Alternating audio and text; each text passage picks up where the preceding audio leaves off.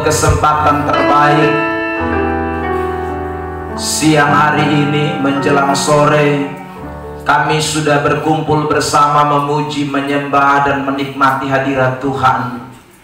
Dan sebagaimana pujian yang kami naikkan bahwa hidup ini kami mau hanya menyenangkan Tuhan. Dan karena itu Bapa, pada kesempatan sore hari ini kami bukan hanya sekedar memuji-muji Tuhan, tapi tujuan kami menyenangkan Tuhan. Dan sungguh kami sadar bahwa kami tidak mengerti bagaimana caranya kami menyenangkan Tuhan. Tapi Tuhan, lewat firman-Mu Engkau memberitahu kepada kami. Lewat firman-Mu Engkau nyatakan kepada kami, sehingga benar apa yang kami lakukan itu bukan seperti apa yang kami inginkan, bukan seperti apa yang dunia inginkan, tetapi apa yang Tuhan inginkan, dan itu tentu menyenangkan hati Tuhan. Terima kasih Bapa di sorga, buka pikiran hati setiap kami yang hadir pada kesempatan sore hari ini, sehingga tidak ada satupun di antara kami yang pulang tanpa mengerti akan kehendak Tuhan. Sebab kami tahu bahwa hidup setiap hari kami rindu melakukan apa yang Tuhan inginkan. Bicara secara terbuka, nyatakan lewat Roh-Mu apa yang Engkau inginkan dan Engkau maksudkan dari setiap kebenaran, sehingga kami tidak dibawa kepada kesesatan, bahkan kesalahan-kesalahan di dalam menerapkan apa yang Tuhan kehendaki dalam hidup ini. Terima kasih Bapa di sorga. Kami tahu bahwa waktu firman Allah disampaikan, iblis tidak tinggal diam. Berbagai macam cara berusaha untuk membuat kami tidak mengerti, tidak memahami, bahkan hilang fokus terhadap pemberitaan firman. Kami berdoa dalam nama Yesus, kami tidak izinkan kekuatan kuasa itu bekerja dalam pelayanan pada kesempatan ini. Kami berdoa dan biarlah kuasa dan kekuatan Tuhan ambil alih seluruh jam pemberitaan ini. Terima kasih Bapa, dalam nama Tuhan Yesus Kristus, firman yang hidup itu kami sudah berdoa, dan kami siap untuk diberkati. Semua yang rindu firman Allah saat ini sama-sama katakan amin. Shalom Bapak Ibu Saudara.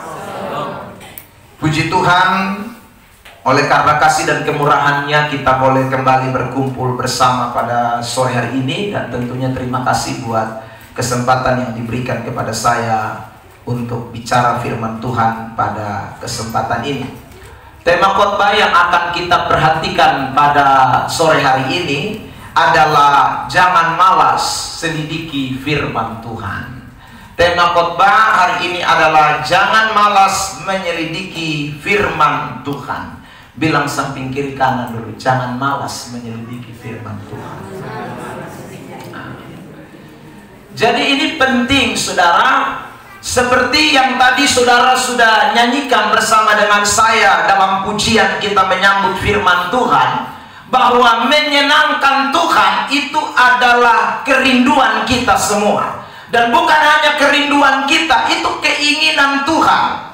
Jadi Tuhan mau saudara dan saya ini menyenangkan Tuhan lewat seluruh aspek kehidupan kita. Bukan hanya sekedar perilaku-perilaku moral kita, tetapi juga mengenai hal-hal yang berkaitan dengan hal-hal religius atau hal-hal rohani. Itu harus dilakukan dengan tujuan satu, Tuhan disenangkan. Sebab kalau kita tidak sampai kepada apa yang Tuhan inginkan atau senangkan, maka kita bisa lakukan semuanya menurut pandangan kita itu sudah baik. Tetapi kalau tidak menyenangkan Tuhan, maka percuma.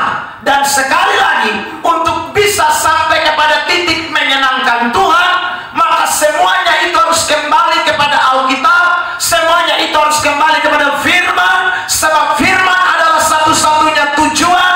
Firman adalah prinsip hidup kekristenan yang tidak bisa digantikan dengan apapun. Mau pengalamanmu, mau kebiasaanmu, mau siapa dirimu, tidak bisa menggantikan prinsip kebenaran yang Alkitab sudah tetapkan. Amin. Ya. Karena itu pada kesempatan ini kita mau belajar supaya jangan malas menyelidiki Alkitab. Sebab kalau kita malas menyelidiki Alkitab, sudah pasti apa yang kita lakukan, kita bisa pikir itu baik, tapi belum tentu baik di mata Tuhan. Apa yang kita pikir itu benar, tapi belum tentu itu benar di mata Tuhan. Nah, saudara, ada beberapa pembahasan penting yang saya mau sampaikan pada kesempatan ini. Tapi saya mau baca dulu beberapa ayat pembuka tentang memang kita tidak boleh malas menyelidiki Alkitab. Esra pasal 7 ayat 10, tampilkan di LCD. Kitab Esra pasal 7 ayat yang ke-10. Bersama-sama di dalam hitungan yang ketiga. Esra 7 ayat 10. Ya, oke. 1, 2, 3. Sebab Esra telah bertekad untuk dan melakukannya, serta mengajar ketetapan dan peraturan di antara orang Israel. Esra bukan hanya sekedar mengajar, bukan hanya sekedar melakukan. Sebab kalau dia tidak meneliti, tidak mungkin dia bisa lakukan tepat. Sebab kalau dia tidak meneliti, tidak mungkin dia bisa mengajar kepada orang Israel tepat. Makanya ayat itu mengatakan dengan jelas, Esra bertekad menyelidiki Alkitab, menyelidiki kitab suci, menyelidiki Taurat Tuhan itu. Baru dia lakukan dan kemudian dia ajarkan kepada orang Israel. Saudara yang diberkati Tuhan Yesus Kristus. Yang kedua, Yakobus pasal 1 ayat 25. Kitab Yakobus pasal 1 ayat 25. Mari kita baca ayat ini juga dalam hitungan ketiga, ditampilkan di LCD. Yakobus pasal 1 ayat 25. 1, 2, 3. Tetapi barang siapa meneliti hukum yang sempurna, yaitu hukum yang memerdekakan orang, dan ia bertekun di dalamnya, jadi bukan hanya mendengar untuk melupakannya, tetapi sungguh-sungguh melakukannya, ia akan berbahagia oleh perbuatannya. Perhatikan tahap demi tahap atau step by step daripada pernyataan Yakobus. Lihat, dikatakan begini, barang siapa meneliti hukum, satu, meneliti dulu. Baru yang kedua, lalu dikatakan di sana bertekun di dalamnya. Jadi tidak mungkin bertekun tanpa meneliti. Sebab bagaimana bisa bertekun di dalam firman itu kalau tidak dulu diteliti, diselidiki, dipahami? Tidak mungkin. Lalu kemudian dikatakan jangan hanya sekedar mendengar lalu melupakan, tapi sungguh-sungguh melakukan. Jadi orang yang meneliti, orang yang bertekun, pasti waktu dia dengar firman, dia tidak hanya sekedar dengar, karena dia dengar juga dengan teliti supaya dia lakukan juga tidak salah. Amin. Tanya samping kiri kanan, kamu teliti tidak kalau dengar firman? Ya. Ada banyak yang teliti, ya. Yang penting Pak Pendeta omong amin, kami amin. Ya kan? Sebab ada pendeta yang suka main tanya amin terus. Saudara yang diberkati, Anda tidak jawab, dia paksa amin. Ya saudara, padahal yang dia omong itu bisa saja salah. Kalau benar kalau dia paksa amin ya tidak masalah. Tapi kalau salah lagi, aminnya keras lagi, ya, itu berat ya saudara. Lalu kemudian baru di sana dikatakan kamu berbahagia. Jadi kita tidak mungkin bisa pertama bertekun, kedua dengan sungguh-sungguh, tiga melakukan, empat bisa bahagia kalau kita tidak betul-betul meneliti dengan sempurna hukum-hukum yang sempurna itu. Saudara yang diberkati Tuhan. Makanya jemaat yang satu ini luar biasa. Mari kita lihat Kisah 17 ayat yang ke-11. Kisah pasal 17 ayat yang ke-11. Kitab Kisah Rasul pasal 17 ayat yang ke-11. Mari bersama kita membaca dalam hitungan yang ketiga. 1, 2, 3. Orang-orang Yahudi di kota itu lebih baik hatinya daripada orang-orang Yahudi di Tesalonika, karena mereka menerima firman itu dengan segala kerelaan hati, dan setiap hari mereka menyelidiki kitab suci untuk mengetahui apakah semuanya itu benar demikian? Kita mulai dari kata mereka menyelidiki. 1, 2, 3. Mereka menyelidiki kitab suci untuk mengetahui apakah semuanya itu benar demikian.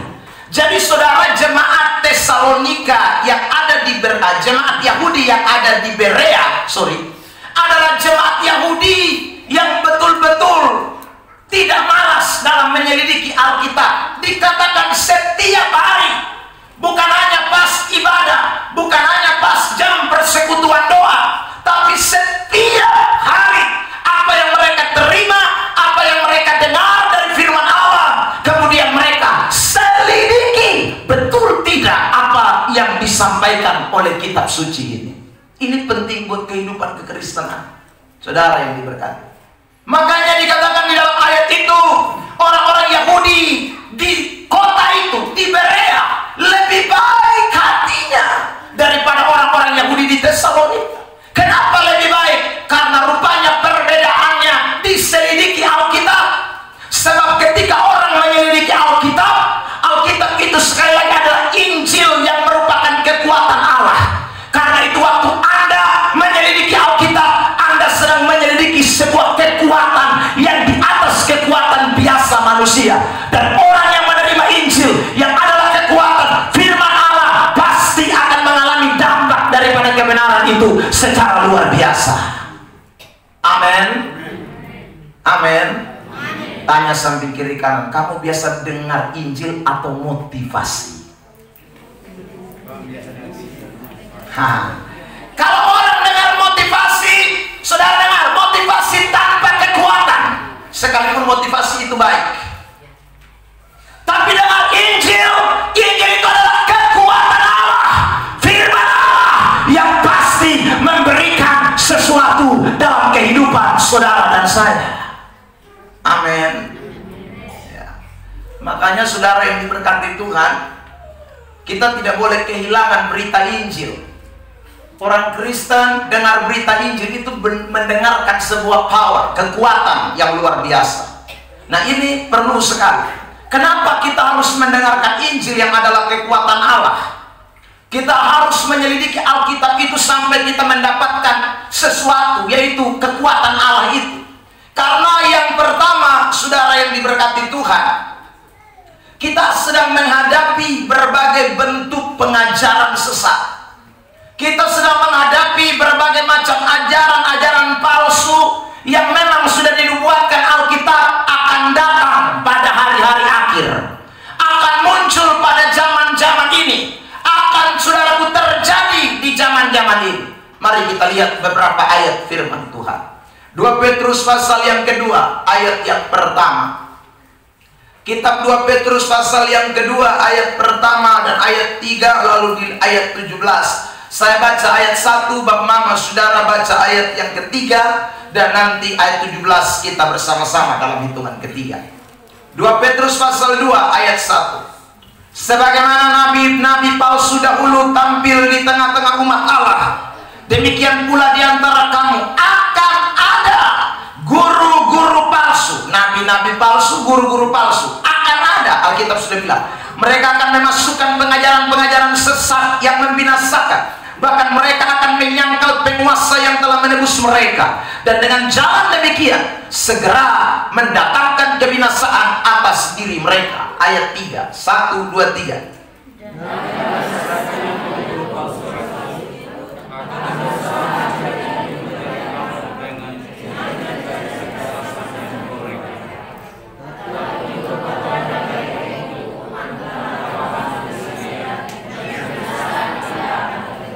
Ayat 17 bersama-sama. 1, 2, 3. Guru-guru palsu itu adalah seperti mata air yang kering, seperti kabut yang dihalaukan taufan. Bagi mereka telah tersedia tempat dalam kegelapan yang paling dahsyat. Jadi saudara yang diberkati Tuhan Yesus, Alkitab sudah menunjukkan kepada kita bahwa di akhir zaman ini akan muncul guru-guru palsu.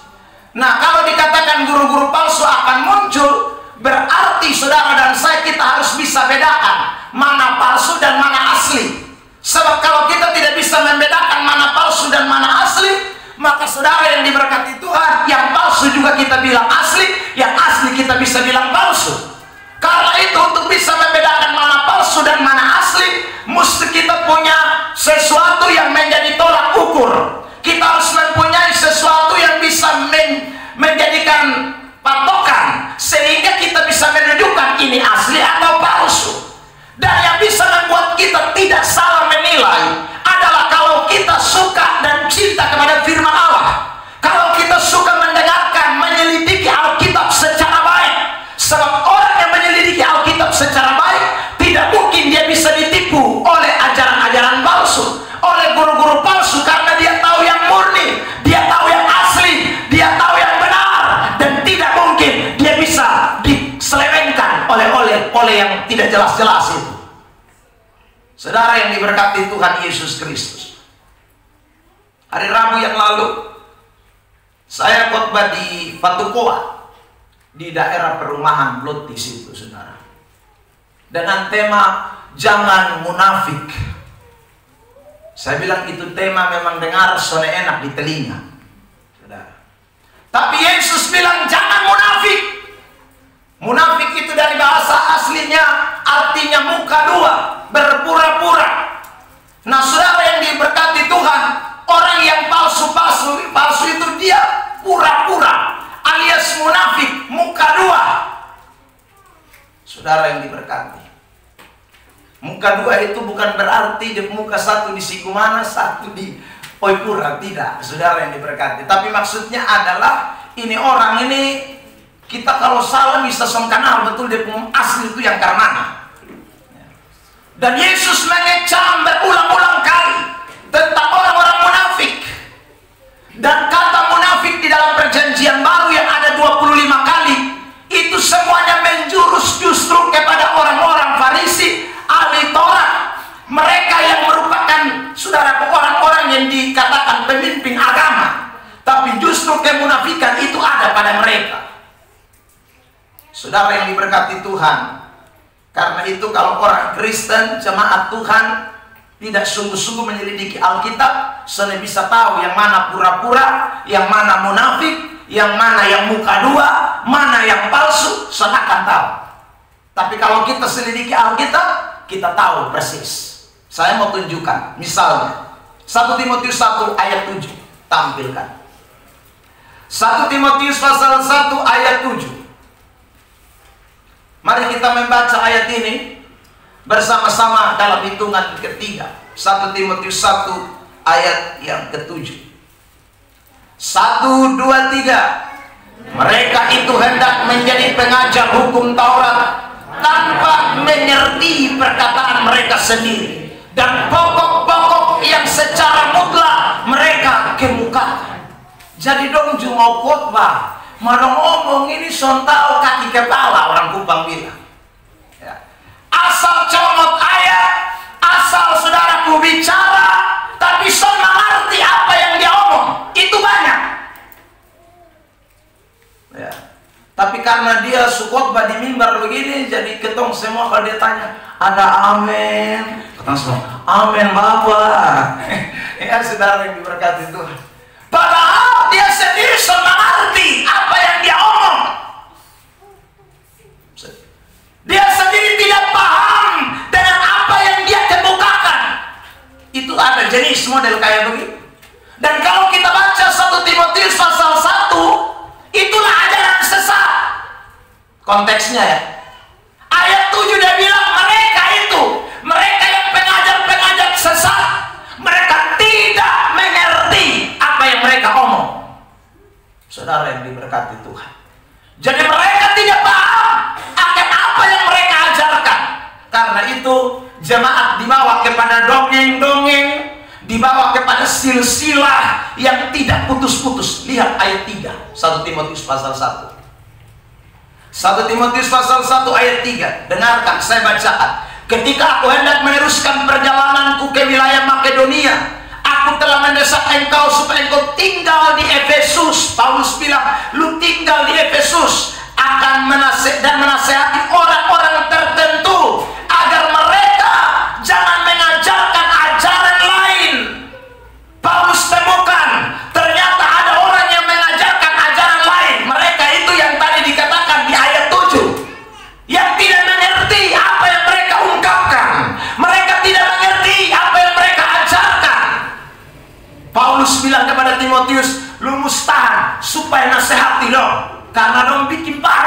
di tengah-tengah jemaat. Saudara yang diberkati Tuhan Yesus Kristus, ayat yang keempat. Satu, kita sama-sama baca. 1, 2, 3. Ataupun sibuk dengan dongeng dan silsilah yang tiada putus-putusnya, yang hanya menghasilkan persoalan belaka dan bukan tertib hidup keselamatan yang diberikan Allah dalam iman. Ajaran lain atau di ayat 4 soal dongeng-dongeng, soal silsilah yang tidak putus-putus, bikin soal saat tiap hari. Itu ajaran-ajaran yang dikemukakan oleh pengajar-pengajar sesat itu, yang tidak mengerti apa yang mereka ajarkan. Saudara yang diberkati Tuhan, bukankah itu juga yang hari-hari ini sedang berkembang? Ya. Ada banyak kepalsuan, saudara yang diberkati, yang kita tidak sadari. Kita sudah terjerumus di dalamnya, kita sudah terperangkap di dalamnya. Kita pikir kita masih Kristen, tapi sesungguhnya kita sudah tidak senangkan Tuhan. Kenapa? Karena Tuhan ngomong lain, potong bikin lain, kan? Tuhan suruh lain, yang khotbah bikin lain, yang ajarkan bikin lain, pengikut bikin lain. Akhirnya semuanya melenceng. Kelihatan masih Kristen, kelihatan masih saudaraku nama tidak berubah, tetap Ebenezer, tetap saudaraku Yohanes, tetap Lukas, tetap Matius, tapi ajaran sudah melenceng. Itu tidak berkenan di hadapan Tuhan. Saudara yang diberkati, makanya kita harus kembali kepada apa yang Alkitab katakan. Nah, ini butuh yang namanya, sekali lagi, kita belajar firman, kita teliti dengan Alkitab. Kalau tidak berat, ayat 6 1 Timotius 1. Masih lihat ayat 6 1 Timotius 1 ayat 6. Tetapi ada orang yang tidak sampai pada tujuan itu, dan yang sesat dalam omongan yang sia-sia. Jadi omongannya tidak benar semua, sia-sia semua. Saudara yang diberkati Tuhan, ini kita harus waspada. Karena itu jemaat Tuhan, anak-anak Tuhan, orang Kristen tidak boleh malas menyelidiki Alkitab. Mesti rajin selidiki Alkitab, supaya kita bisa tahu kemauan Tuhan, kita bisa lakukan apa yang menjadi kehendak Tuhan. Sebab kalau kita tidak melakukan apa yang menjadi kehendak Tuhan, saya ulang, kita masih Kristen, tapi kita sebenarnya sudah menentang ajaran Tuhan. Ini kita perlu sama-sama waspada. Alkitab itu menjadi fondasi kita yang kita tidak boleh sampai lupakan. Kalau kita sudah terpengaruh dengan ajaran-ajaran yang tidak benar, saudara, maka kita pasti akan dibawa arus, hanyut di bawah arus. Contoh, COVID yang sedang beredar hari-hari ini. Ada sebagian orang berpandangan yang salah. Ya saudara, vaksin sudah ditemukan, kita kan berdoa minta obat toh. Semua kita berdoa minta Tuhan kirim obat supaya corona selesai. Tuhan kirim vaksin, orang tolak vaksin. Orang bilang itu vaksin itu antikris. Dari mana dia tahu? Saudara, sok tahu. Baca ayat di mana yang menyatakan bahwa antikris itu kasih vaksin. Saudara yang diberkati Tuhan. Tapi banyak orang percaya karena ada omongan-omongan tertentu yang menakut-nakuti. Padahal kita doa puasa tuh, saya selalu kalau dengar doa orang, kalau doa soal COVID, Tuhan tolong supaya COVID ini berlalu, kirim Tuhan cara Tuhan. Nah, Tuhan kirim vaksin. Kirim vaksin, kita doa, Tuhan kami tolak karena ini adalah roh antikris yang sudah menyatakan diri. Lu tahu dari mana? Saudara yang diberkati Tuhan, orang akhirnya dibawa kepada kesesatan. Dan saudara tahu itu cara setan. Karena kalau saudara tidak ikut divaksin, saudara paling gampang cepat mati duluan. Dan setan punya tujuan adalah memang ingin mencuri, membinasakan. Itu cara setan. Tuhan mau selamatkan kita, tapi setan mau kasih habis kita. Setan sudah tahu dia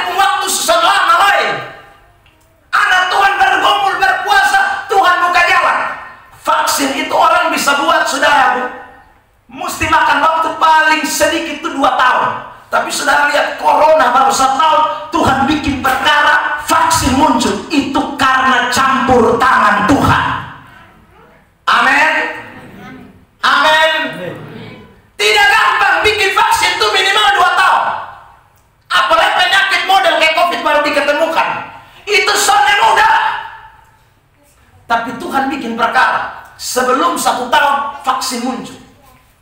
Itu berarti Tuhan kan sayang kita, saudara. Tuhan jawab kita pun doa. Makanya anak-anak Tuhan, kita perlu belajar Alkitab secara cermat supaya kita jangan tipu yang ngau-ngau dong.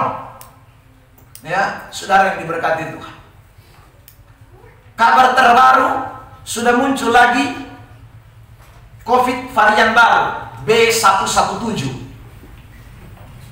Tak tahu tuh B117 itu arti apa? Ya sudah. Pokoknya begitu saya karena itu B117. Itu COVID jenis baru dan sudah muncul di Jakarta. Sudah 2 orang kena, tapi sudah sembuh juga. Ya, kita kan tidak tahu, saudara. Tapi ingat, kita harus kembali kepada Alkitab. Ya, apa yang Alkitab ajarkan itu yang kita cermati baik-baik. Saya pernah tanya orang yang bilang vaksin itu ada antikris, tanya, tahu dari mana? Dia bilang, Bapak, karena ada barcode. Barcode itu adalah tanda antikris. Loh, kamu beli sampo di supermarket itu ada barcode. Barcode itu yang apa? Yang orang senter itu, senter kok langsung harga keluar, itu namanya barcode. Jadi kita semua ini sudah pakai. Lalu kita bilang itu vaksin yang antikris karena ada barcode. Sementara kita tiap hari pergi belanja itu ada barcode semua. Saudara belanja di Alfamart, di Ramayana, di Transmart, itu semua pakai barcode. Sekarang yang di Betamart lagi kan ada Betamart di bawah. Itu semua kan pakai sender kan? Saudara tidak bilang ini 1000 mama. Dia tidak bilang begitu, dia pakai sender. Tit. Itu barcode. Saudara, dan Alkitab tidak pernah omong. Saya baca kitab Wahyu tidak ada tulis bilang nanti antikris datang dengan barcode. Tidak ada. Tanda 666. Bukan barcode. Saudara, makanya kita jangan terlalu lari jauh dari firman Allah. Kalau tidak, Alkitab bilang kita hanyut di bawah arus. Lihat Ibrani 2 ayat 1. Klik. Ibrani pasal yang kedua ayat 1. Ibrani pasal 2 ayat 1.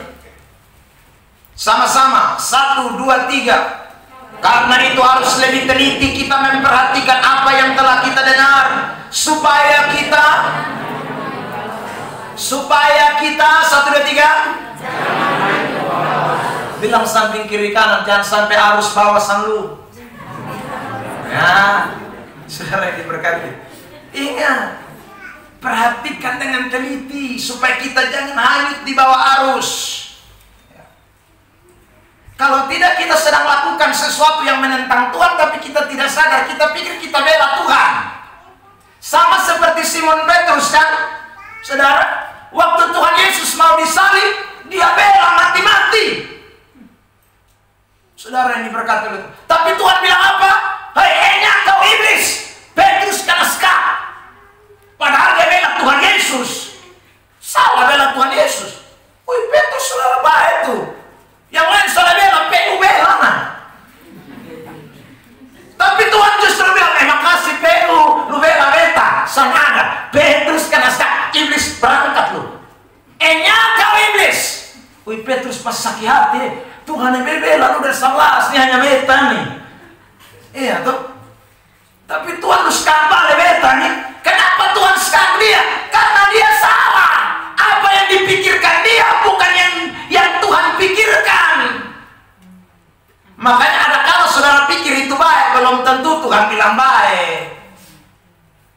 Saudara yang diberkati Tuhan. Ya, karena yang Tuhan bilang baik itu mesti sesuai dengan Alkitab.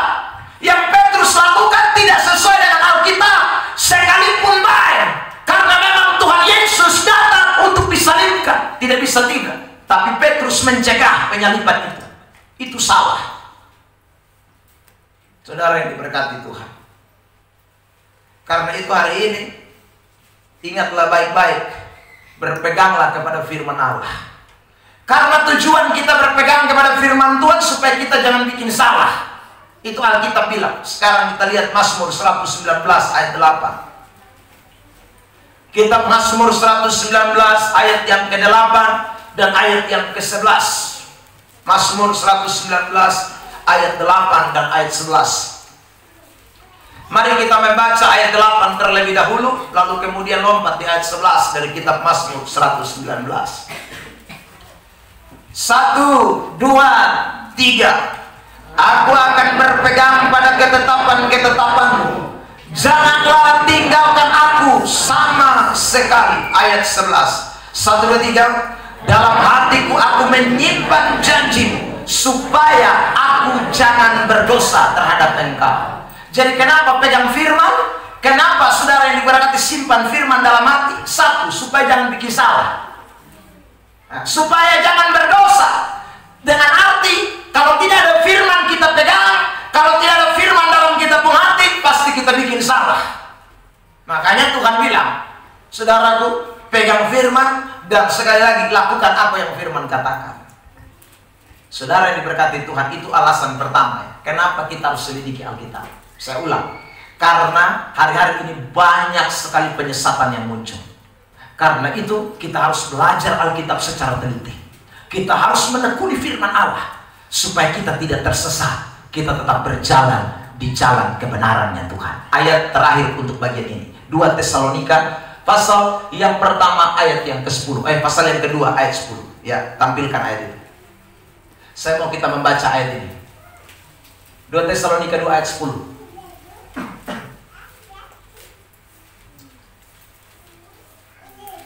Ya, sama-sama kita membaca ayat ini dalam hitungan ketiga. Saya ingat ayat ini saudara, karena itu saya mau baca. 1, 2, 3. Dengan rupa-rupa tipu daya jahat terhadap orang-orang yang harus binasa, karena mereka tidak menerima dan mengasihi kebenaran yang dapat menyelamatkan mereka. Jadi orang yang akan dipengaruhi dengan ajaran sesat itu hanya orang-orang yang tidak mengasihi kebenaran, orang-orang yang menolak menyelidiki Alkitab, orang-orang yang malas dengar firman Allah, orang-orang yang malas untuk meneliti apa yang disampaikan oleh firman, pasti akan tersesat. Karena itu pastikan diri saudara dan saya hari-hari ini tidak boleh tersesat. Tiap hari selidiki Alkitab secara baik. Amin. Yang kedua, kenapa kita harus menyelidiki Alkitab? Yang kedua, ingat baik-baik bahwa Tuhan tidak bekerja menurut logika dan perasaan kita, tapi Tuhan bekerja menurut firman-Nya. Saya ulang, Tuhan tidak bekerja menurut pikiran saudara, Tuhan tidak bekerja menurut perasaan saudara, tapi Tuhan itu bekerja sesuai dengan prinsip-prinsip firman-Nya. Ini penting buat kita ketahui. Karena itu saudara yang diberkati Tuhan, perasaan saya tidak bisa saya pakai untuk menentukan kehendak Tuhan. Pikiran saya tidak bisa pakai untuk saudaraku saya memaksa Tuhan harus ikut apa yang saya mau. Tidak bisa. Karena standar yang Tuhan pakai, patokan yang Tuhan pakai adalah firman-Nya. Kalau kita pakai kitab perasaan, maka apa yang baik buat kita, kita mau terjadi. Tapi kalau Tuhan tidak, saudara yang diberkati Tuhan, jadi kita harus belajar firman Allah, meneliti firman Allah. Karena Tuhan tidak bicara, Tuhan tidak melakukan, Tuhan tidak bereaksi, Tuhan tidak melakukan apapun tanpa firman. Semuanya dasarnya adalah kebenaran. Coba kita baca ini, Ibrani 4 ayat yang ke-12. Ayat terkenal ini buat kita. Ibrani pasal 4 ayat 12. Kitab Ibrani pasal 4 ayat 12. Mari kita baca ayat ini bersama-sama dalam hitungan ketiga. Ibrani pasal 4 ayat 12. Dalam hitungan ketiga, 1, 2, 3. Sebab firman Allah hidup dan kuat dan lebih tajam daripada pedang bermata dua manapun. Ia menusuk amat dalam sampai jiwa dan roh, terus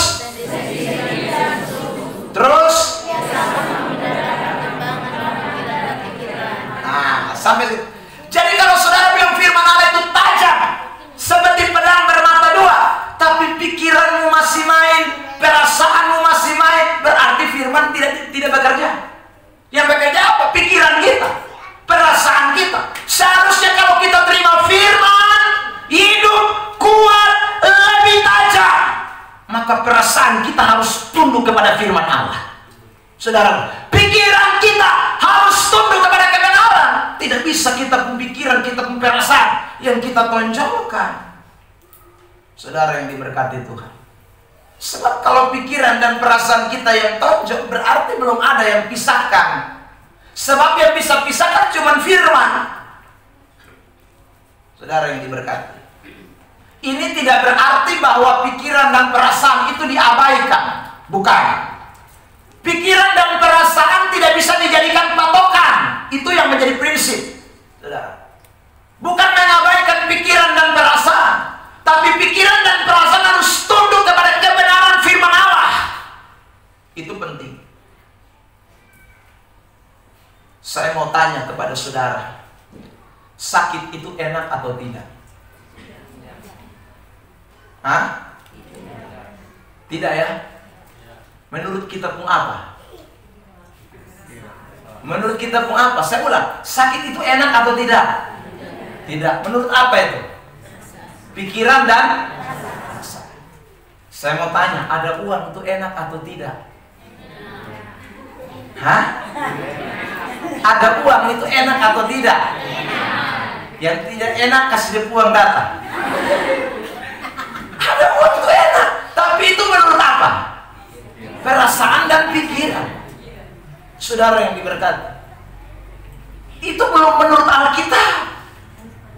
Itu belum menurut Alkitab. Kalau COVID ini berakhir, enak atau tidak? Tapi itu perasaan dan pikiran, bukan menurut Alkitab. Saudara yang diberkati Tuhan, sekarang saya tunjukkan ayat-ayat firman Tuhan, bahwa ternyata ada sakit yang Tuhan izinkan untuk membawa kesenangan. Saudara yang diberkati Tuhan, jadi ada sakit yang Tuhan izinkan. Bagi kita sakit tidak enak, tapi bagi Tuhan lurus sakit. Anda mau terima? Mau? Berapa kowe? Jujur mah bawa. Tapi itu Alkitab. Mari saya tunjuk ayat Alkitab buat kita. 2 Raja-Raja 13 ayat 14. Satu ayat contoh saja. Nanti ada lagi dalam perjanjian baru. Kita lihat dulu perjanjian lama. 2 Raja-Raja 13 ayat 14. Mari kita baca.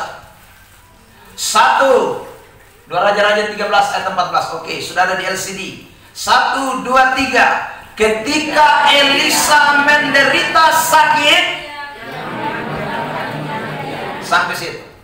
Jadi Elisa itu mati karena apa? Saya ulang, Elisa mati karena apa? Tanya samping kiri kanan, lu kenal Elisa kosong? Ini bukan Elisa di Waipura. Ini Elisa Nabi. Ini Elisa yang biasa bikin mujizat, tapi dia sendiri sakit sampai tanya samping kiri kanan, lu dan Elisa, kira-kira lu lebih Elisa atau Elisa dari lu?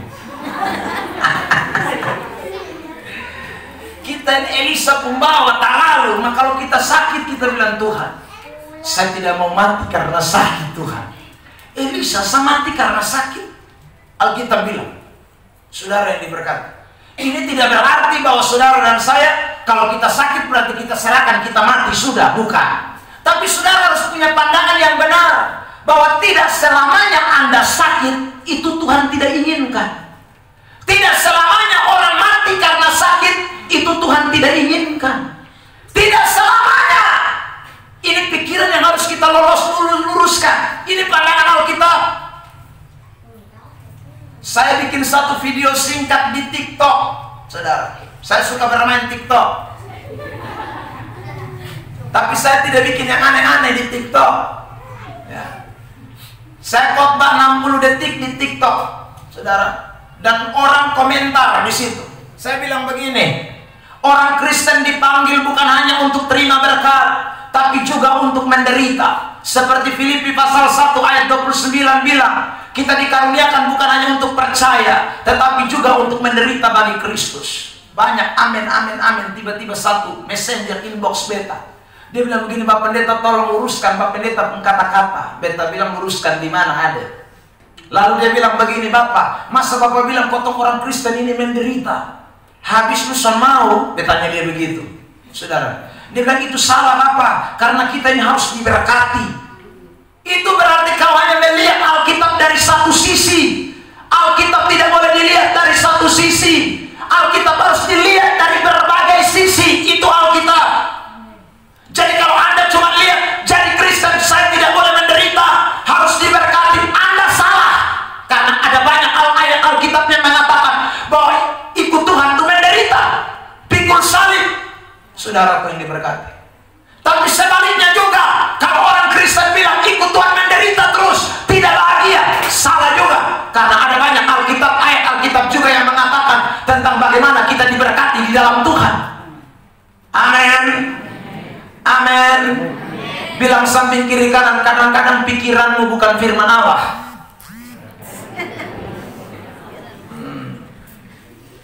Perasaanmu bukan firman Tuhan. Saudara, jadi semua yang mati COVID itu kita jangan bilang, wih itu karena dia memang itu salah, memang makanya COVID cek kasih mati sendiri. Jangan menghakimi orang. Saudara, kita lolos COVID bukan berarti kita lebih baik dari dia. Saudara yang diberkati Tuhan, ya. Karena itu kita harus hati-hati. Pikiran kita itu bukan kadang-kadang firman apa. Makanya Amsal 3 ayat 5 berkata begini, klik. Kitab Amsal pasal 3 ayat 5. Amsal 3 ayat 5. Amsal 3 ayat 5. Oke. 1, 2, 3. Percayalah kepada Tuhan dengan segenap hatimu dan janganlah bersandar kepada pengertianmu sendiri. Jangan bersandar kepada pengertianmu sendiri. Itu kata firman Allah. Maksudnya apa? Bersandarlah kepada Tuhan. Ya. Makanya di ayat yang berikutnya di sana dikatakan, saudara, ayat 6 tampil. Ayat 6. 1, 2, 3. Akuilah dia dalam segala lakumu, maka ia akan meluruskan jalanmu. Jadi saudara yang diberkati oleh Tuhan, ini penting sekali. Jadi bersandar kepada pengertian kita itu tidak betul. Makanya kita butuh selidiki firman Tuhan, supaya waktu kita selidiki firman Allah, kita pemikiran kita sesuaikan dengan firman Allah. Oh ternyata yang saya pikir ini salah. Oh yang betul adalah begini. Saudara, sekarang kita lihat satu contoh lagi dalam perjanjian baru. 2 Korintus pasal yang ke-12 ayat 8. 2 Korintus 12 ayat 8. 2 Korintus 12 ayat 8. Sama-sama kita baca dalam hitungan yang ketiga. 2 Korintus 12 ayat 8. 1, 2, 3. Tentang hal itu aku sudah 3 kali berseru kepada Tuhan supaya utusan iblis itu mundur daripadaku. Jadi saudara, ini doa Paulus. Paulus sudah doa 3 kali supaya utusan setan itu pergi dari dirinya. Tapi apa yang Alkitab bilang? Mari kita baca di ayat yang ke-9. 2 Korintus 12 ayat 9. 1, 2, 3. Tetapi jawab Tuhan kepadaku, cukuplah kasih karuniaku bagimu, sebab justru dalam kelemahanlah kuasaku menjadi sempurna. Sebab itu terlebih suka aku bermegah atas kelemahanku, supaya kuasa Kristus turun menaungi aku. Saudara lihat, waktu dia berdoa 3 kali, Tuhan tidak bilang saya jawab sekarang, tidak. Tapi Tuhan bilang cukup yang beta su jawab. Kata kasih karunia itu diartikan pemberian. Cukup. Saudara, pemberian saya sudah cukup. Paulus dengan kata lain begitu, sudah cukup. Lu jangan minta lain. Lu dalam kelemahan terus, lu tetap dalam kelemahan, tapi justru dalam kelemahan itu kuasaku menjadi sempurna. Amin. Tanya samping kiri kanan, kamu berdoa sudah berapa kali? Pak, saya sudah 10 kali. Apa yang kamu dengar? Jangan sampai Tuhan bilang cukup. Cukup. Tuhan bilang cukup tapi dia void terus. Ya toh? Ada orang yang Tuhan sudah ngomong cukup, tapi dia paksa Tuhan terus. Tuhan, kalau 7 hari tidak jawab, saya akan doa 40 hari lagi. 40 hari tidak jawab, 100 hari Tuhan. Tuhan bilang, cukup Ina, cukup Mamboi, cukup. Tapi kita kadang-kadang tidak mau cukup. Kita tidak mau dengar kata cukup. Makanya orang Kristen, ingat baik-baik, jangan pakai pikiran dan perasaanmu. Pakailah apa yang menjadi standar firman Tuhan. Amin. Satu lagi, Yohanes pasal yang ke 11 ayat 3. Yohanes 11 ayat 3. Yohanes 11 ayat 3. Oke, tampilkan ayat ini, kita baca dalam hitungan ketiga. Yohanes 11 ayat 3. 1, 2, 3. Dan Lazarus yang sakit itu adalah saudaranya. Kedua perempuan itu mengirim kabar kepada Yesus. Tuhan, dia yang engkau kasihi, dia yang engkau apa? Dia yang engkau apa? Bilang samping kiri kanan, dikasihi tapi sakit ya. Ini bukan orang yang tidak disayang Tuhan, disayang Tuhan, tapi sakit sampai mati. Bahkan Supikas tahu Tuhan Yesus bilang, Tuhan Yesus mau mati di susah karat. Tuhan bilang, biar salah. Sampai dia sudah dikubur 3 hari. Saudara ini berkati. Karena itu ingatlah baik-baik. Ini kalimat di ayat 3 ini seolah-olah Maria dengan Marta ini menuduh Tuhan. Tuhan, bukan ke Lazarus tuh yang lu kasihi, tapi dia sakit berat. Orang dikasih kok sakit. Saudara, kita pemandangan kan kalau dikasih tidak sakit toh? Begitu toh? Ya, tidak mesti. Saudara yang diberkati Tuhan. Karena itu hari ini kita sungguh-sungguh harus terus setiap hari baca Alkitab dengan teliti. Oh, ternyata Lazarus ini dikasihi Tuhan tapi dia sakit. Terima kasih Tuhan. Kalau saya sakit sekarang bukan berarti Tuhan benci saya. Amin. Amin. Tapi Tuhan mau nyatakan kemuliaannya dalam hidup saya. Berikan kemuliaan terbaik buat Tuhan. Ya, jadi kalau Anda menderita bukan berarti Tuhan tidak sayang Anda, tapi Tuhan mau menyatakan kuasanya dalam penderitaan saudara. Kalau Anda mengalami sesuatu yang tidak menyenangkan, itu bukan berarti Tuhan tidak campur tangan dalam hidupmu, tapi Tuhan mau menyatakan sesuatu di balik persoalan yang engkau hadapi, supaya nama Tuhan dipermuliakan, nama Tuhan menjadi sesuatu yang dapat dinikmati oleh orang lain. Itu tujuan Tuhan. Amin. Seorang pendeta pelayanan keliling saudara, lalu kemudian dia pulang hari itu, dia sampai di rumah, sampai di bandara, dijemput oleh jemaat. Waktu di atas mobil, jemaat cerita, Pak Pendeta, tadi malam rumah terbakar habis. Pak Pendeta bilang, makanya kalau jadi Kristen itu setia, lu sampai berpuluhan saudara. Omong di anak muda begitu. Ini anak muda bilang, Pak Pendeta, baru omong Pak Pendeta lagi, dia mau lanjut cerita. Pak Pendeta langsung skat. Lu kayaknya memang, beta lihat lu mulai pamalas. Dulu nih lu setia minta ampun, mas sekarang lu malas. Dia masih bilang, Pak Pendeta sambung lagi. Makanya lu bertobat. Sudah, kasih tahu lu pembini anak dong, bertobat, datang di hadirat Tuhan. Pak Pendeta, mau ngomong Pak Pendeta lagi, Pak Pendeta skat tambah lagi. Sudah, pokoknya lapis terus. Terakhir, karena dia Pak Pendeta terus. Lalu kemudian Pak Pendeta bilang, tadi lu Pak Pendeta, lu mau ngomong apa? Omong lanjut sudah. Pak Pendeta, soalnya bukan hanya bepu rumah, Pak Pendeta rumah juta bakar.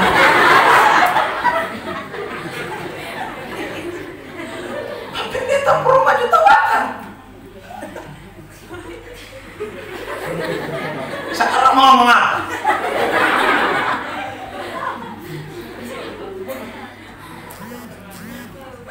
Dari tadi dia mau ngomong bapak menghantam beta terus, bilang perpuluhan tidak bayar, malas gereja, istri anak tidak bertobat. Masalahnya Bapak Pendeta bukan hanya beta punya, tadi Rambang dan bapak dan semua kita Satria itu habis lapar. Saudara yang diberkati Tuhan, makanya ingat baik-baik, terkadang apa yang kita pikirkan bukan yang Allah pikirkan. Belajarlah firman secara teliti, secara baik, supaya Anda dan saya tidak bisa salah menilai Tuhan. Jangan hanya melihat Tuhan dikasih sayangnya, tapi lihat juga dimurkanya. Jangan hanya lihat Tuhan saudara yang diberkati dari sisi keberkatannya, tapi lihat juga dari sisi di mana Dia menguji iman kita, Dia mendisiplinkan kita. Lihat dari semua sisi. Itu Alkitab. Alkitab tidak pernah bicara timbang, Alkitab selalu bicara balance, dan itulah ayat kebenaran firman Allah. Amin. Saudara yang diberkati Tuhan, ya, makanya kitab Nahum berkata, ya, Tuhan itu panjang sabar dan besar kasih setia, tapi yang sekali-kali tidak pernah membiarkan manusia bebas dari kesalahannya. Dia Allah yang murka, dikatakan. Jadi saudara yang diberkati, ingatlah baik-baik ayat-ayat kebenaran, supaya Anda dan saya, kita berjalan itu sesuai dengan apa yang menjadi kemauan Tuhan. Saudara, sekarang kita memperhatikan bagian yang kedua. Bagaimana supaya kita menyelidiki firman Allah itu dan kita mengerti. Ini penting, ya saudara, sehingga kita tidak salah mengartikan firman. Kita tidak salah dibawa kepada hal-hal yang tidak kita pahami. Nah, ini kita perlu, saudara. Kita meneliti firman, tapi kita harus ada tentunya di bawah pimpinan Tuhan. Mari, saya mau kita membaca beberapa ayat. Misalnya dalam Yohanes 16 ayat 13. Yohanes pasal yang ke-16 ayat yang ke-13. Yohanes 16 ayat yang ke-13. Dalam hitungan ketiga kita membaca ayat ini bersama-sama. Yohanes 16 ayat 13. 1, 2, 3. Tetapi apabila Ia datang, yaitu Roh kebenaran, Ia akan memimpin kamu ke dalam seluruh kebenaran. Sebab Ia tidak akan berkata-kata dari dirinya sendiri, tetapi segala sesuatu yang didengarnya, itulah yang akan dikatakannya. Dan Ia akan memberitakan kepadamu hal-hal yang akan datang. Jadi kita butuh Tuhan. Bagaimana kita bisa mengerti Alkitab, kita bisa memahami tentang firman. Kita butuh yang namanya pimpinan Roh Kudus dalam hidup kita. Makanya saudara, Roh Kudus itu difungsikan dalam hal ini, ya. Roh Kudus itu harus punya peranan waktu kita membaca Alkitab. Jadi waktu saudara baca firman, mau datang ibadah, dengar khotbah, Anda mesti berdoa supaya Anda dipimpin Roh Kudus, sehingga Tuhan membukakan, menyingkapkan, menuntun Anda kepada segala kebenaran. Sebagai pengkhotbah pun demikian. Waktu saya susun khotbah, saya juga mesti berdoa, minta Tuhan kasih saya kekuatan untuk bisa menyampaikan. Roh Kudus tuntun saya kepada segala kebenaran, sehingga saya tidak sampaikan keliru, saya tidak sampaikan salah, saya tidak sampaikan menurut kehendak saya tidak sampaikan menurut apa yang saudaraku saya inginkan. Tidak, tapi semuanya berdasarkan apa yang Roh Tuhan katakan kepada kita. Dan Roh Kudus selalu menuntun kita kepada segala kebenaran. Kata kebenaran itu menunjuk kepada ayat di dalam Alkitab. Kata kebenaran itu tidak menunjuk kepada sesuatu yang baru muncul. Kebenaran yang sudah pasti adalah Alkitab. Sudah, tidak ada yang lain. Makanya Paulus pernah mengecam orang-orang di Galatia. Galatia pasal 1 ayat yang ke-6. Tampilkan Galatia pasal 1 ayat 6. 1, 2, 3. Aku heran bahwa kamu begitu lekas berbalik daripada Dia yang oleh kasih karunia Kristus telah memanggil kamu dan mengikuti suatu Injil lain. Perhatikan. Jadi tidak boleh ada kebenaran lain, tidak boleh ada Injil lain. Kita berdoa supaya Roh Kudus pimpin kita kepada satu kebenaran, kebenaran yang sejati, tidak ada duanya, tidak bisa ditukarkan, dan itulah Alkitab. Amin. Karena itu kalau ada orang bilang ini Roh Kudus bicara, Tapi yang dia omong itu beda dengan apa yang Alkitab katakan. Kita mesti tolak. Karena Roh Kudus tidak pernah tuntun kepada kebenaran baru. Roh Kudus hanya tuntun kepada kebenaran yang sejati, yaitu Injil. Ada penglihatan? Ada. Saudara, ada karunia yang lain? Ada. Tetapi tidak boleh bertentangan dengan firman Allah. Kalau bertentangan dengan kebenaran firman Allah, itu bukan dari Tuhan. Sudah pasti. Ayat 7. Lihat. Galatia 1. 1, 2, 3. Yang sebenarnya bukan Injil, hanya orang. Sabar kata. Ayat 7. 1, 2, 3. Hanya ada orang yang mengacaukan kamu dan yang bermaksud untuk itu. Jadi hanya ada orang yang bermaksud untuk putar balik tentang Injil Kristus. Kenapa? Karena dia pakai dari pengalaman. Lihat ayat 8. Ayat 8. Galatia 1. 1, 2, 3. Tetapi sekalipun kami atau seorang malaikat dari sorga yang memberitakan kepada kami suatu Injil yang berbeda dengan Injil yang telah kami beritakan kepadamu, terkutuklah dia. Jadi sekalipun dia bilang tadi malam saya baru pulang dari sorga, jadi Roh Kudus kasih tahu semua, saudara, yang dia cerita itu tidak ada di dalam Alkitab, Anda dan saya tidak boleh percaya. Amin. Amin. Tapi karena kita tidak tahu ini ayat, kita bilang, wih begitu Roh Kudus bilang begitu. Wih luar biasa Padahal itu Roh Kudus ngomong, dia karang-karang. Saudara, supaya orang bilang dia hebat. Padahal dia ngomong Injil lain. Ini dari dulu ada. Paulus alami itu bukan berada di sekarang, zaman sekarang. Dari dulu ada yang model-model begitu dong tuh. Saudara yang diberkati Tuhan. Makanya anak-anak Tuhan ingat baik. Waktu kita baca Alkitab, waktu kita mau dengar Tuhan bicara lewat hamba-hambanya, doa supaya Roh Kudus tuntun Anda kepada kebenaran. Dan saya ulangi, tidak ada kebenaran lain. Hanya ada satu kebenaran dan itu Alkitab. Yohanes 17 ayat 17. Tampilkan. Yohanes 17 ayat 17. Yohanes pasal 17 ayat 17. Oke, sama-sama dalam hitungan yang ketiga. 1, 2, 3. Kuduskanlah mereka dalam kebenaran. Apa yang disebut kebenaran? Firman apa? Firman Tuhan. Firman itu adalah kebenaran. Tidak boleh ada kebenaran lain.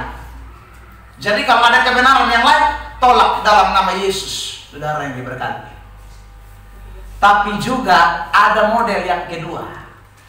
Tadi saya ulang ya. Ini yang satu dia munculkan kebenaran lain, yang satu dia pakai Alkitab juga, tapi dia tidak menafsirkan sesuai dengan apa yang Alkitab mau. Itu juga ada. Sekarang kita lihat ayat, saudara.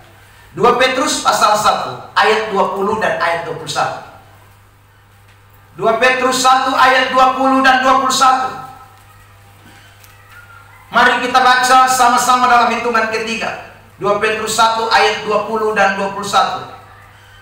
1, 2, 3. Yang terutama harus kamu ketahui ialah bahwa nubuat-nubuat dalam kitab suci tidak boleh ditafsirkan menurut kehendak sendiri. Sebab tidak pernah nubuat dihasilkan oleh kehendak manusia, tetapi oleh dorongan Roh Kudus orang-orang berbicara atas nama Allah.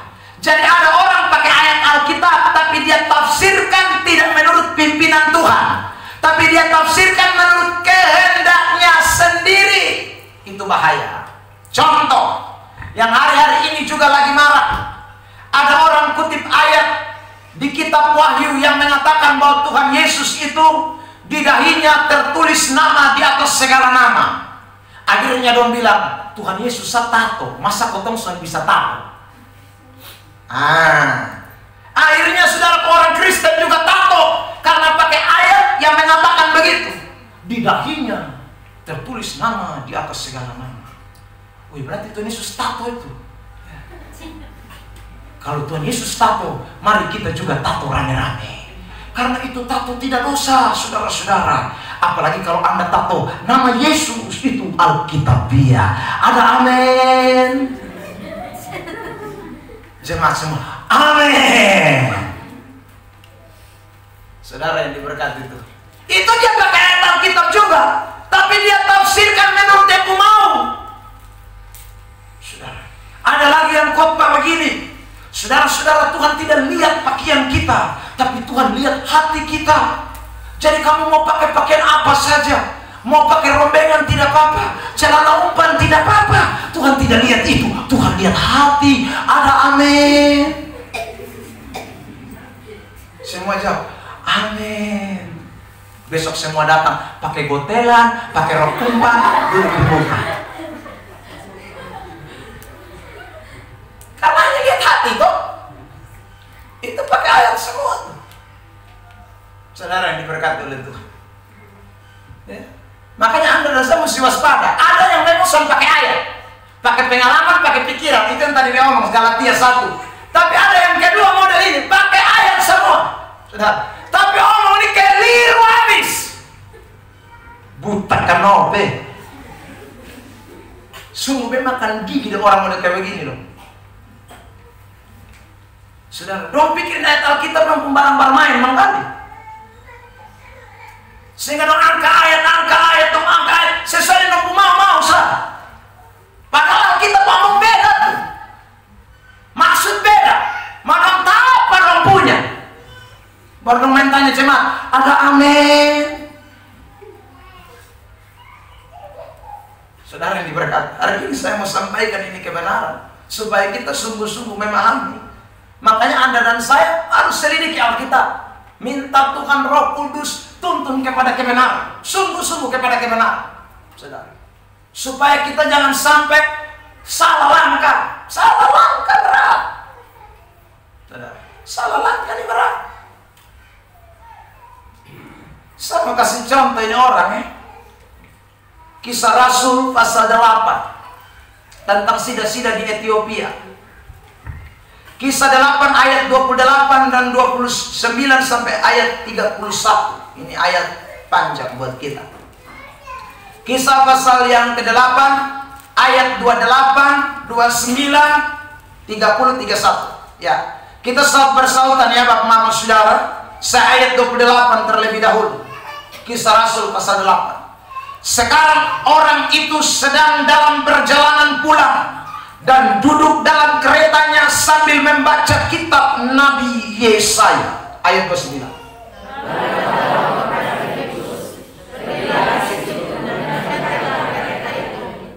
Filipus segera ke situ dan mendengar sida-sida itu sedang membaca kitab Nabi Yesaya. Kata Filipus, mengertikah Tuhan apa yang Tuhan baca itu? Ayat 31.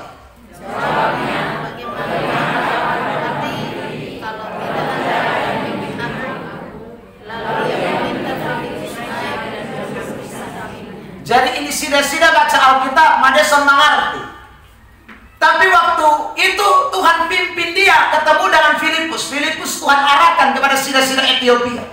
Lalu waktu ketemu, Filipus tanya, lu baca Alkitab, lu mengerti kosong? Filipus tanya, sida-sida jawab, bilang, beta ada baca nih, mason mengerti apa?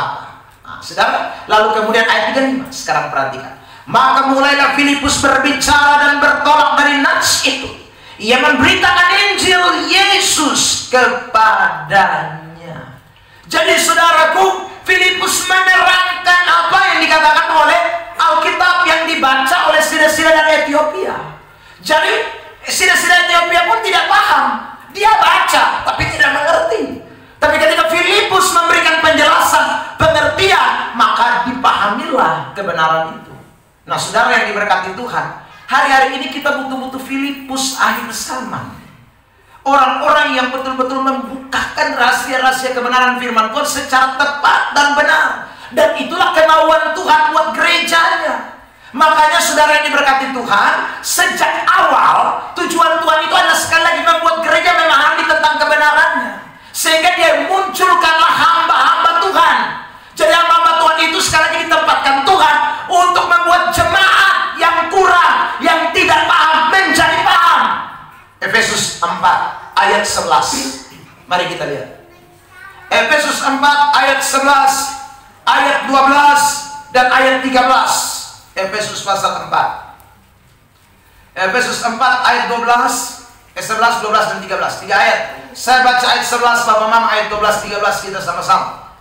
Efesus 4. Dan ialah yang memberikan baik rasul-rasul maupun nabi-nabi, pemberita-pemberita Injil maupun gembala-gembala dan pengajar-pengajar. 1, 2, 3 jemaat Tuhan membaca.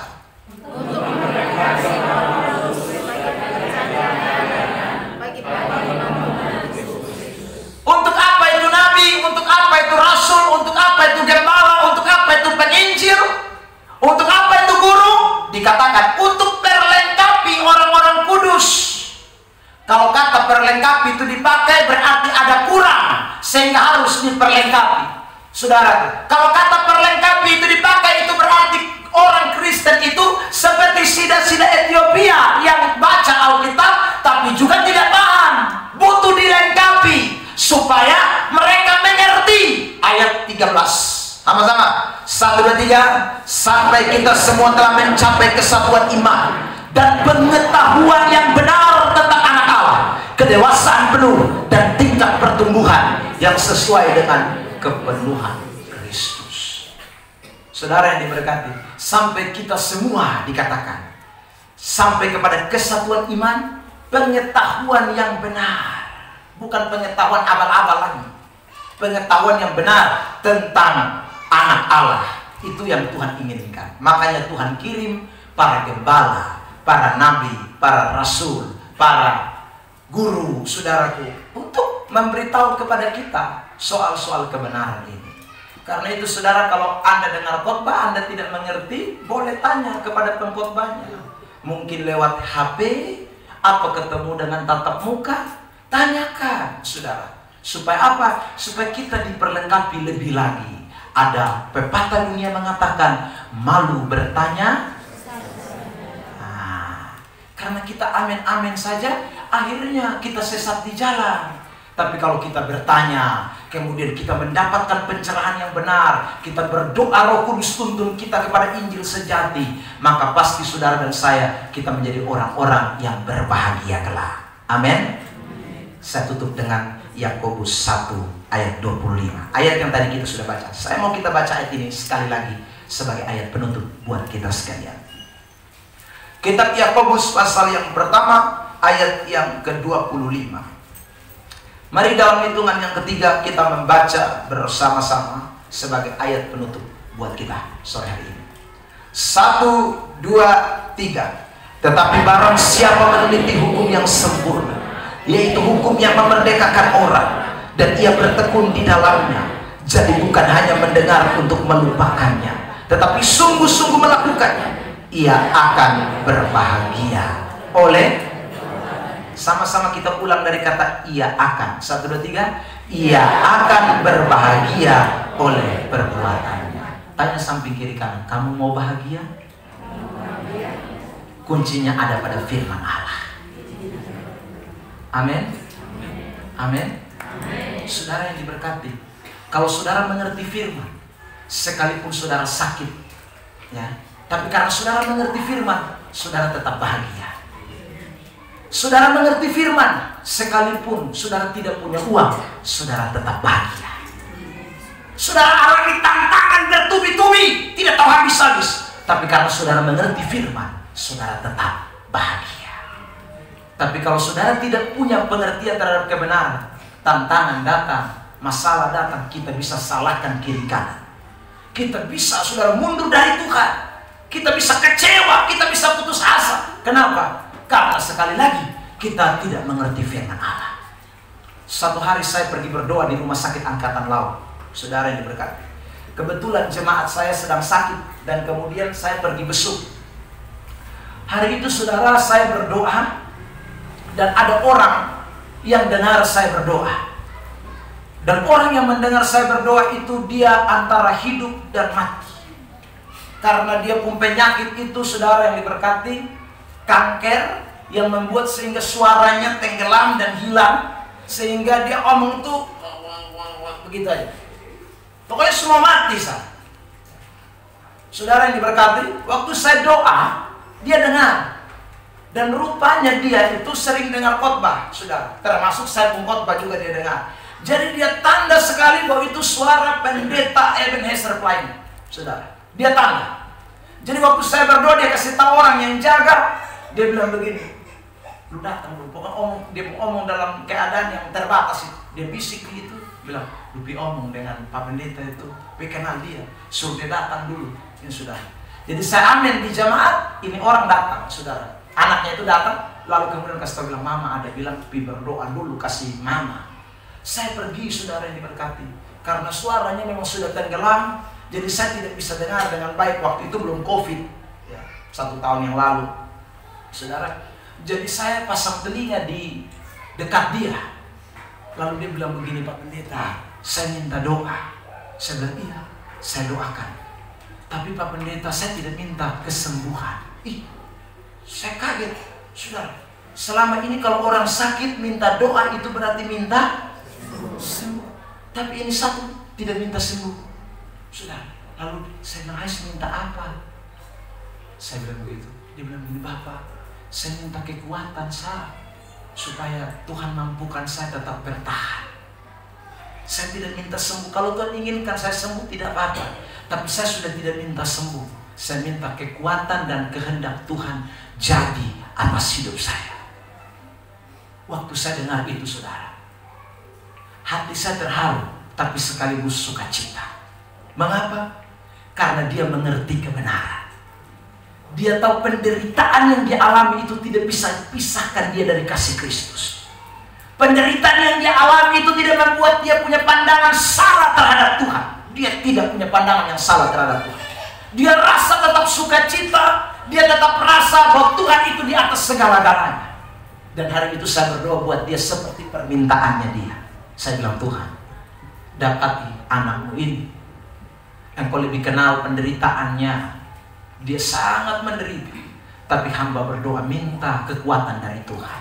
Kalau Tuhan berkenan, sembuhkan dia. Tapi jikalau Tuhan mempunyai kehendak yang lain, kami serahkan kepada Tuhan.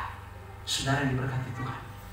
Tidak lama, mungkin sekitar 3-4 hari, Tuhan panggil pulang dia. Tapi dia mati seperti Elisa yang mati di dalam Tuhan. Amin. Kemuliaan dinyatakan. Saudara yang diberkati, dia sudah mati.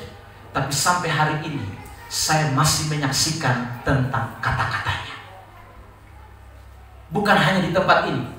Kalau saya khotbah dan khotbah itu berkaitan dengan peristiwa itu, saya selalu ingat dia. Saya selalu ingat dan saya akan menyaksikan. Saudara, dia sudah tiada. Tapi sekali lagi, dia tetap menyatakan kemuliaan Tuhan. Ingat baik-baik. Jadi sekali kalau kita mengerti firman Allah, kebahagiaannya besar buat kita sekalian. Amin. Amin. Karena itu, pada kesempatan sore hari dalam hadirat Tuhan, kita tetap mohon Tuhan bekerja dalam hidup kita. Tapi kita minta bukan kehendak kita. Kita bukan minta perasaan kita. Kita bukan minta pikiran kita. Tapi kita semua mau berserah biar Tuhan melakukan apa yang menjadi kemauan Tuhan dalam kehidupan kita sekalian. Mari saya undang pemain keyboard maju ke depan. Kita mau bersyukur buat firman Allah. Tundukkan kepala di hadirat Tuhan. Serahkan beban persoalan saudara. Dan bergumul untuk saudara punya tekad yang kuat seperti Ezra. Tekad yang kuat seperti jemaat Yahudi di Berea yang mau mengerti, meneliti kebenaran, tidak malas terhadap firman Allah. Anda akan berbahagia dalam segala situasi. Haleluya Yesus. Terima kasih Tuhan. Ku yakin saat kau berfirman, bagi Tuhan tak ada yang mustahil. Oh haleluya Yesus. Saya ajak saudara untuk sungguh-sungguh di hadirat Tuhan, memahami tentang Tuhan. Haleluya, haleluya, haleluya Yesus. Ku yakin saat kau berfirman, ku menang saat kau berfirman, saat kau bertindak,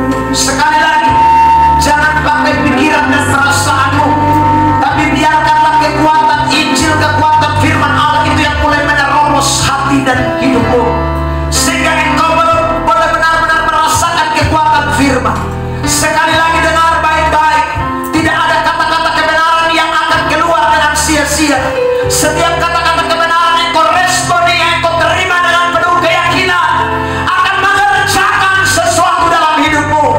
Dan kebahagiaan yang dikerjakan oleh firman tidak seperti yang dikerjakan oleh pikiran dan perasaanmu.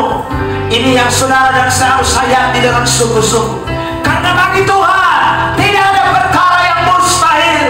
Dia sanggup melakukan segala sesuatu, bahkan melampaui dari apa yang engkau doakan dan engkau pikirkan. Terima kasih Tuhan Yesus, kekuatan-Mu mengalir atas setiap kami.